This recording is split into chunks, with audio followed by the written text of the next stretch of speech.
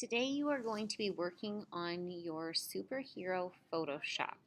So the first thing you need to do is to get into your Gmail. You should have an email from T. Corbin that says pick. You're going to double click on that to open it up and it'll be down low. You need to be doing this on the desktops, not on your Chromebooks.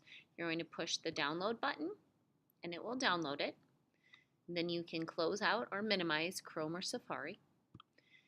And you are going to, some of you may have a PS down here in the dock. You can just double click on it and open Photoshop. For the rest of us, we need to go to the Finder. We'll go to Applications, Adobe Photoshop, and then you have to double click on it again. Now, it's going to be a little different for you because it doesn't really open anything. So you're going to, but if you notice up top it says Photoshop, you're going to go to File and New. You're going to type your name and superhero. Make sure here it says 8.5 and this is inches and the height is 11 inches. If not, you need to change those. So you can just type right in them, change them, and then say OK. Then we're going to put your picture in that you downloaded. So we're going to go to File and Place. And we saved it in our downloads. So we need to find where it says Downloads. And your picture should be there. You can click on it and click Place. And if yours is small, you can stretch it out. You can make it smaller. We can always change those things at a later time as well. So you're going to, I click on the arrow on the top, and do you want to place this file? Click Place. Now before we can get rid of the background, we are going to go to Layer, Rasterize, and Smart Object. This is going to allow us to get rid of the background. So there's three tools we're going to be using. We have the Rectangular Marquee tool, we have the Lasso tool, and we have the Eraser.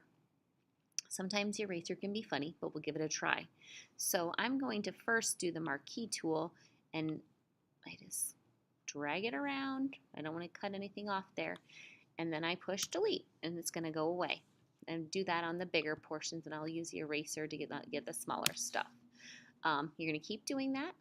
If I make a mistake and oh no, I cut off Shay's head, I don't want to do that. On the side here, I have my history and I can just click back up until I get what I want. If your history is not showing, you need to go up to Window and there's one with history. So once you have things, the big pieces done, if I go to my eraser, I can start erasing things. And it's not working. So I'm going to click on the crop tool. I just click in the background. Oh, I didn't want to do that. I'm going to go back to the eraser. Is it going to let me? No, of course not. I'm going to go click on the eraser. Don't crop. Okay. Then I can start erasing. Now, if I go up to this 20 on mine, I can change the size to make it bigger or smaller and start erasing things. So when things are looking like I have pretty much the whole background gone, then what you need to do is you can go to View and zoom in or Command plus and you get closer, and the more you zoom in, you can see the pixels better, and it gets right up in there so you can see everything.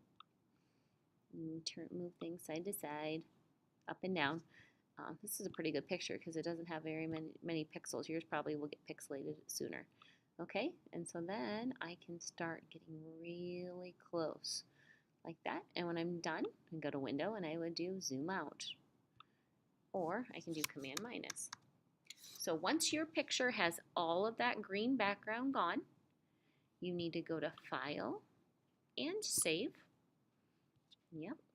I'd rather save it on my desktop, but you can keep it in your downloads if you want to. And click Save and then say OK here. Then I'm going to go to Photoshop and quit Photoshop. And that's all we're going to be working on today. If you get stuck, ask a neighbor. If you're still stuck, then Mrs. Peterson has some activities you can work